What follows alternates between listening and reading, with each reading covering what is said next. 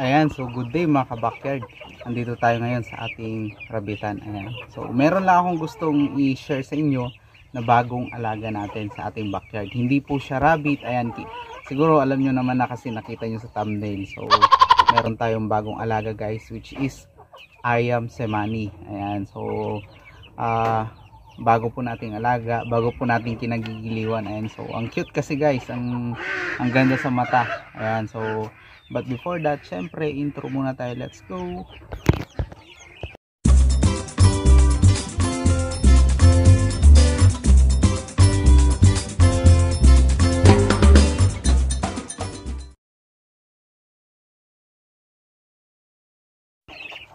Ayan mga ka-backyard, ito yung isa natin na Ayam Cemani. More than 1 na po ito. Ayan, mamaya papakita ko sa inyo guys yung mga kasama niya. So subukan natin kunin. Ito kasi in-isolate ko before kasi nga, ayan, ang laki niya na guys. Kasi nga po nagkasakit ito guys, hindi ko alam na pan. So sisiw lang po sila nung nakuha ko. Ngayon 2 months may na po. Pero itong isa guys ay Black Australorpian. So nilipat ko lang po sila dito guys kasi nga yung dalawang yan nagkasakit po. Actually meron pa silang kasamang Rhode Island kaso namatay na po yung Rhode Island. Ayan. So ang Ayam Cemani guys ay nag-originate po sila sa Java, Indonesia. So ang word na Ayam Cemani ay galing po sa salitang Indonesian word which is ayam. Ang ibig sabihin ng ayam po ay manok, and then Cemani which is solid black. Ayan, so mamaya papakita ko sa inyo yung breeder natin na ganito. Meron po tayong ganyan guys. Ayan, so puntahan na po natin sila guys. Let's go. Ayan, so ito po yung isa. Ayan, tapos ito din po yung iba.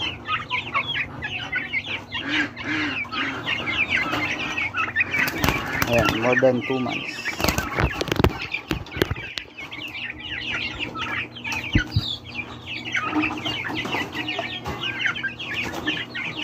Ayan guys, solid. Ganda. Ayan, more than 2 months na po ito. Ayan po yung isa din. Ayan.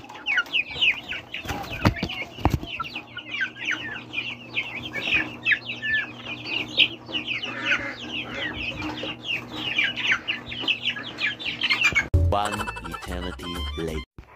So tignan na po natin guys. Kanina yung mga sisiw, ngayon pakita ko sa inyo yung 4 months old tsaka yung breeder natin. Ayan, so yung breeder natin guys, hindi wala pa siyang kaparet, pares kasi rooster po siya. Ayan. So ito yung mga 4 months old natin. So black po ang kanilang karne, black po yung balahibo.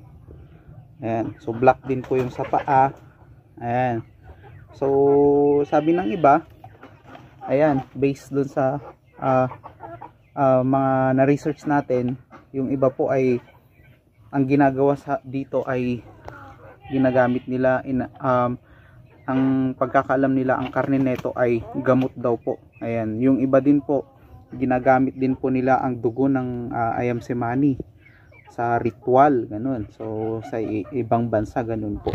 So pero ito, ayan guys, ito po yung isang most expensive na manok dahil po rare po itong manok na ito. Ayan. So rare po ang manok na ito kaya mahal po. And then ang Ayam Cemani po ay hindi po siya good in laying. Ibig sabihin po kaya lang po nilang umitlog ng 80 na itlog sa isang taon. So hindi po sila ganun kalakas mangitlog guys. Hindi gaya ng ibang mga manok, gaya ng mga Rhode Island natin, ay malakas po sila mangitlog. Ayan. So ito guys, nabili natin dun sa isang kaibigan natin kasi nag-quit na siya sa pag-aalaga ng Ayam Cemani at nag-focus po siya sa, ayan, open natin. Nag-focus na po kasi siya sa Shamo. Ayan, Shamo na po yung kanyang focus na alaga. So hindi pa natin ma-breed yung isa nating breeder na rooster kasi nga bata pa itong mga kapares niya. 4 months pa lang po ito. So magkaiba po yung kinuhanan natin. Ito from Nueva Vizcaya, yung isa ay from sa kaibigan natin galing Reyna Mercedes. And puntahan natin yung ating rooster guys. Ito ang solid. Ayan. So ito po. Ayan, lapitan natin. Ito po yung rooster natin. Sinubukan natin i-pares sa Black Australorp natin, tsaka yung Wyandotte. Ayan. So ito po yung rooster natin. Ayan. So kagagaling lang po ng sipon yan guys. Nung nakuha kasi natin, nagkaroon po siya ng sipon. Ayan, lapitan po natin para makita nyo po. So hopefully hindi lumabas yung kanyang mga kasama. Ayan, pinakain natin sila ng nyug. Ayan po guys, kitang kita nyo naman yung palong nila, yung palong niya, yung paa niya. Ayan, yung karne din po yan guys ay talagang solid po. Ayan. So hopefully guys, makapag-produce tayo ng crossbreed muna, kasi nga itong mga alaga, itong mga kapares niya ay bata pa po. Ayan. So ang ganda guys, napaka solid.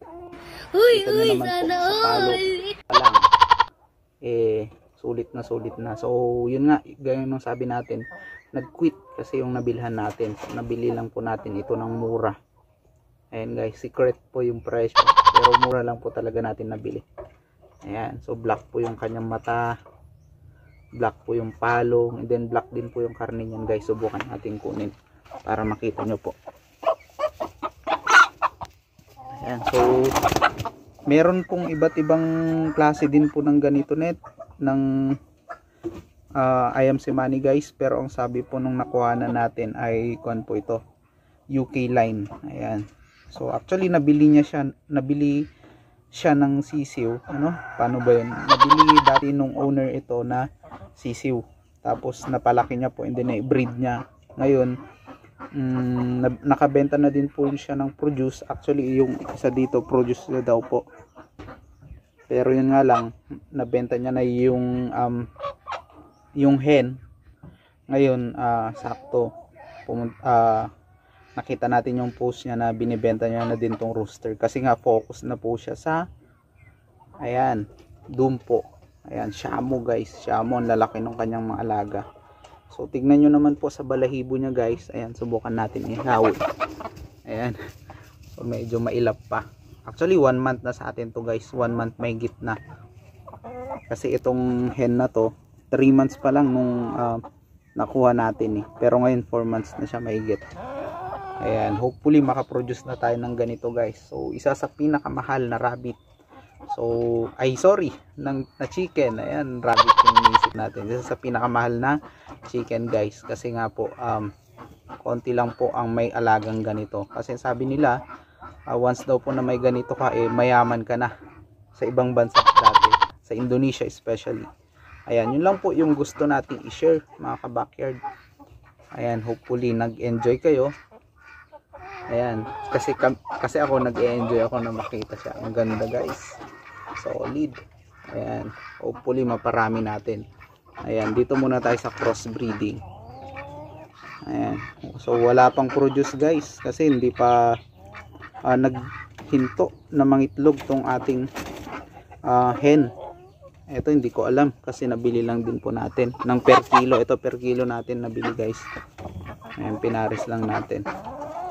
Yun lamang yung gusto kong i-share sa inyo mga ka-backyard. Happy breeding mga ka-backyard.